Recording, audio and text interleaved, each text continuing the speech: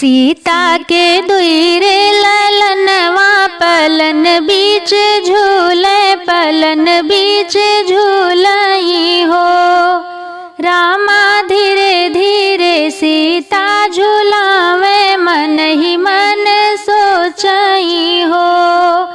रामा धीरे धीरे सीता झूलावे मन ही मन सोचई हो। आजू जो हो त्यों अयोध्या महल कंचन होते महल कंचन होतई हो। रामा सासू जो होती कौशल्या रानी सोनवा लूटौती तो अन धन लूटौती न हो।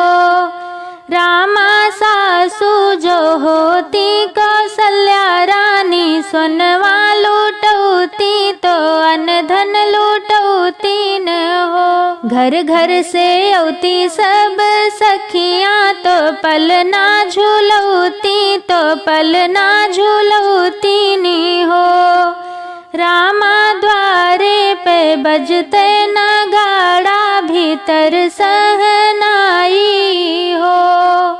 रामा द्वारे पे बजते नगाड़ा भीतर सहनाई नी हो।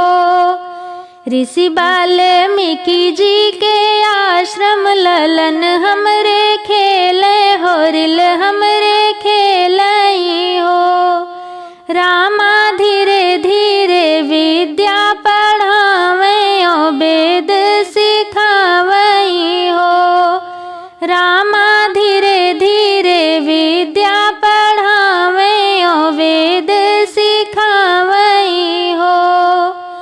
जे यही मंगल गावे ओ गाई के सुनावे ओ गाई के सुनावई हो।